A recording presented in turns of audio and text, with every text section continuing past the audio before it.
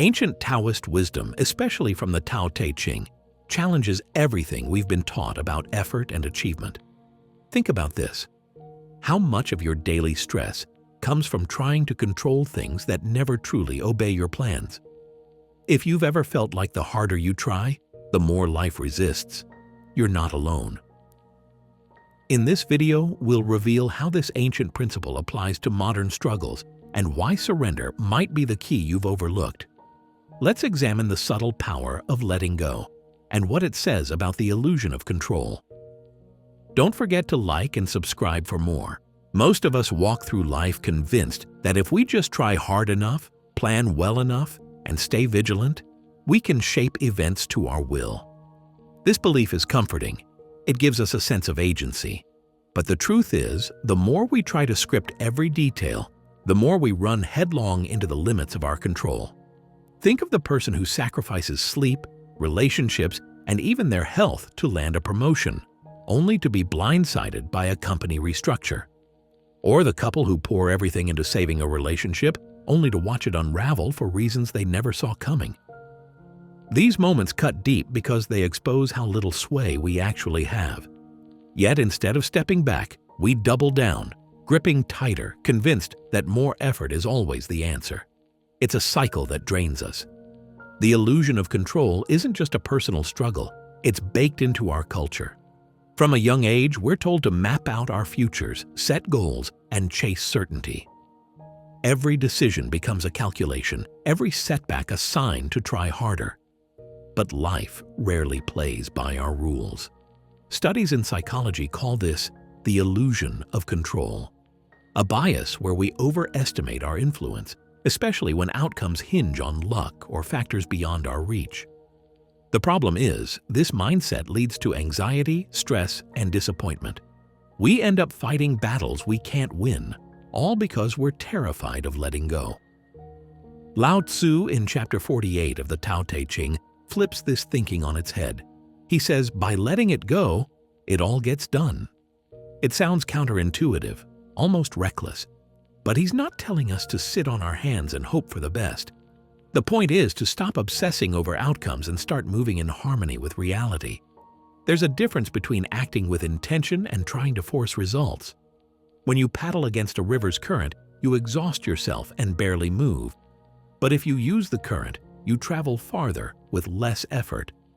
Wu Wei, what Lao Tzu calls effortless action, is about working with the flow, not against it. Let's take a closer look at how this plays out. The employee who works nonstop, glued to their inbox and sacrificing every weekend, believes that relentless effort guarantees success. But what actually happens? They burn out, their creativity dries up, and the recognition they crave slips further away. Meanwhile, a coworker who works hard but knows when to step back, who trusts their process and maintains balance, often ends up performing better. They're not obsessed with control, and that lack of desperation makes them more effective. It's not about doing nothing. It's about knowing when to act and when to let things unfold. Relationships are another place where the illusion of control shows its teeth. People try to micromanage their partner's behavior out of fear of loss, fear of change, fear of vulnerability. But love doesn't thrive under a microscope. The more you try to control another person, the more tension you create. Letting go here isn't giving up on the relationship. It's giving it space to breathe and grow. It's about trust, acceptance, and allowing things to develop naturally. Lao Tzu isn't telling you to stop caring. He's asking you to stop clinging. Nature offers the clearest example. Trees don't force themselves to grow. Rivers don't will themselves to flow to the sea. They adapt, respond, and move with their environment. Humans, on the other hand, bulldoze through obstacles, convinced that brute force will get them what they want. But the harder we push, the more resistance we meet. Our obsession with control creates the very stress and struggle we're trying to avoid. Wu Wei teaches us to act with purpose, but without forcing the outcome, trusting that things will unfold as they should. Letting go isn't about apathy or passivity. It's about understanding where your influence ends and where acceptance begins. It's about trading anxiety for trust, resistance for adaptability. This shift is uncomfortable because it challenges everything we've been taught about effort and results. But facing this discomfort is the first step toward clarity. What if this principle holds the key to resolving conflicts and career setbacks alike? Up next, we'll break down why effort itself can betray you. We're told that effort is everything. Work harder, push longer, and grind your way to the top. This belief is everywhere. From classrooms to boardrooms, from motivational posters to social media feeds. Hustle culture shouts that if you aren't always striving, you're falling behind. But there's a problem with this logic. It assumes that effort and results are directly linked, that more input always equals more output. In reality, that's not how life works. Picture the farmer at the start of planting season. They till the soil, plant the seeds, and do what's required to give those seeds the best chance. But after that, the farmer doesn't stand in the field demanding the rain to fall on cue or the sun to shine just right. They don't shout at the plants to grow faster. They act where they can, then trust nature to do its part. This is the heart of Wu Wei, effortless action. It's not about doing nothing, and it's not about giving up. It's about knowing when to act and when to step back. Lao Tzu puts it simply, action is in harmony with the Tao, not against it. When we brute force effort, we trade productivity for exhaustion. Exactly what the Tao warns against. Modern hustle culture ignores this lesson. People push themselves to the edge, convinced that relentless work is the only path to success. The result? Burnout. Not just tiredness, but a deep sense of depletion, cynicism, and a loss of joy in the very things you once cared about. Instead of moving forward, you find yourself stuck, frustrated, and questioning why all your effort isn't paying off. So how do we balance action with rest? The answer isn't to stop caring or to check out completely. Letting go is not passivity. It's about discernment, knowing when your actions are aligned with reality and when they're just a reaction to fear or pressure. The farmer's wisdom is clear: do what's needed, then step back and let the process unfold. You can't force outcomes that depend on timing, weather, or factors beyond your reach. The more you try to control every variable, the less progress you actually make. This approach is uncomfortable for most people. We're used to thinking that if something isn't working, we just need to try harder. But sometimes, the real breakthrough comes when you stop pushing and start allowing. Think about the times you've obsessed over a problem late into the night, only to have the answer come to you after a good night's sleep. It's not about doing less for the sake of laziness. It's about acting in a way that's responsive, not reactive. Wu Wei teaches that effort should be like water, adaptable, flexible, and always moving with the path of least resistance. You act when the time is right, and you rest when it's not. There's wisdom in knowing that not every problem is solved by force. Some things need space, patience, and trust. This is not a rejection of ambition or a call to mediocrity. It's a challenge to rethink what effective action really means.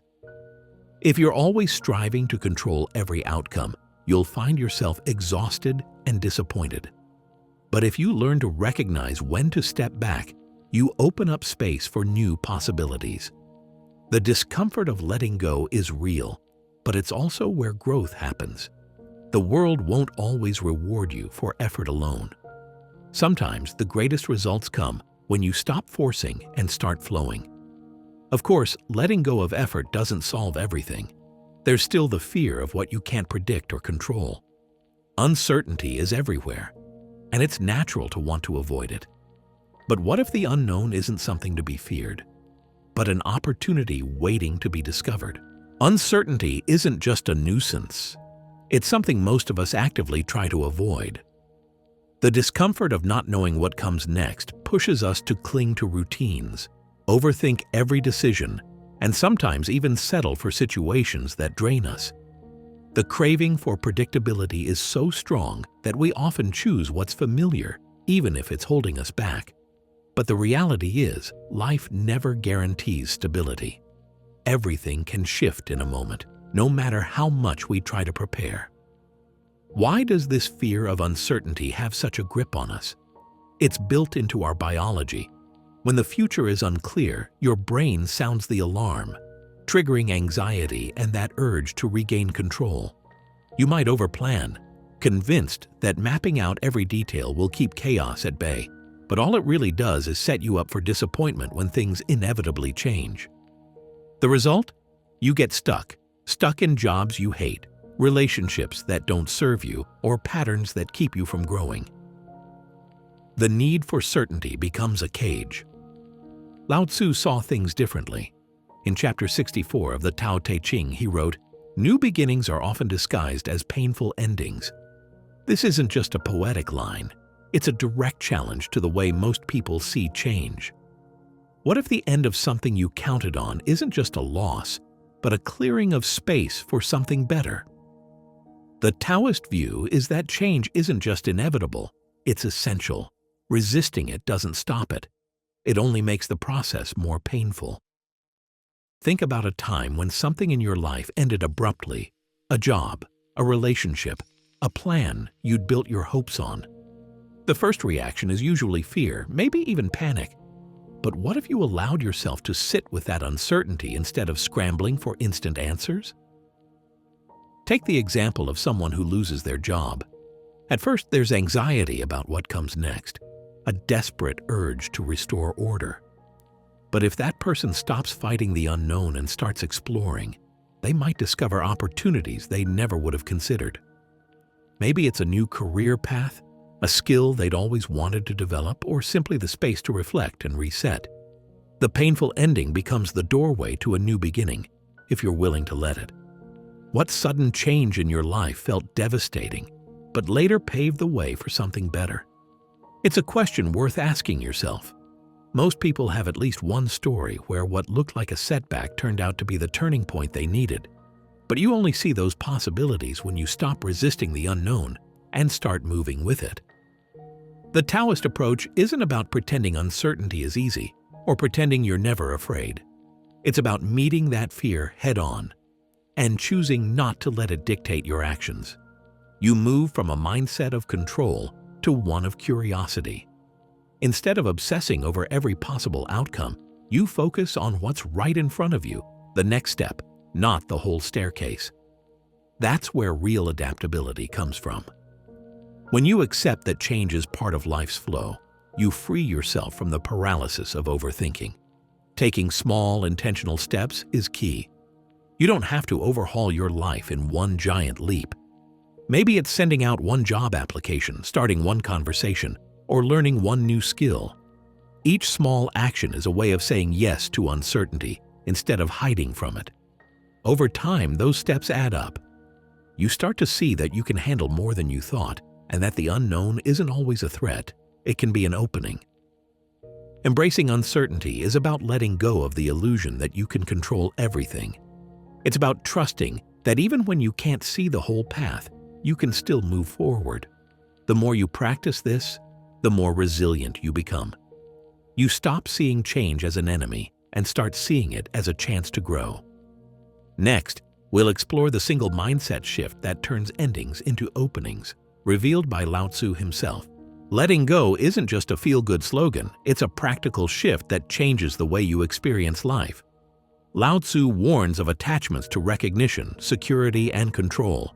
Each one can bind you in ways you don't even notice. Think about it. How often do you find yourself chasing approval from others, clinging to routines that make you feel safe, or trying to manage every outcome down to the last detail? These attachments aren't harmless. They're the roots of anxiety, disappointment, and frustration. The tighter you grip, the more you suffer. Here's the truth. Most of what you're holding on to isn't actually protecting you. It's weighing you down. Lao Tzu's teaching is clear. Freedom comes when you recognize what's holding you back and release it. This doesn't mean abandoning what matters. Instead, it's about seeing when your attachment to something, an outcome, a relationship, a version of yourself, starts to create fear and resistance. The goal is not to stop caring, but to stop letting fear dictate your actions. Take the example of a breakup. It's familiar, but it reveals the heart of the problem. Someone spends months replaying conversations and trying to win back what's already gone. The energy goes into controlling the uncontrollable, hoping for closure, for a different ending, for validation. But the pain lingers because of the refusal to let go. The moment they accept reality, the grip loosens. It's not about giving up on love or caring less. It's about making space for peace. That's when the weight lifts and clarity returns. There's a paradox here. Letting go feels like losing, but in reality, you gain something far more valuable: freedom. At first, loosening your grip on what you think you need, whether it's a person, a job, or a self-image, feels risky. But as Lao Tzu teaches, true accomplishment comes from surrendering to the flow, not from force. When you open your hand instead of clenching your fist, you create space for new opportunities and experiences to arrive. It's important to draw a line between attachment and connection. The Taoist perspective doesn't ask you to disconnect from life. It asks you to engage fully, but without clinging. Like water-nourishing plants without clinging, we connect without suffocating. You love, you care, you strive. But you don't let the fear of loss take over. In relationships, this means appreciating others as they are, not as you wish them to be. In your ambitions, it means working with purpose, but not letting your self-worth depend on the outcome. Try this for yourself. Identify one thing you're deeply attached to. It could be a goal, a relationship, or even a belief about who you're supposed to be. Imagine your life without that attachment. What would you notice? What would you feel if that weight was gone? This isn't about abandoning your dreams or relationships. It's about loosening the grip and giving yourself the freedom to respond to life as it actually is, not as you wish it would be.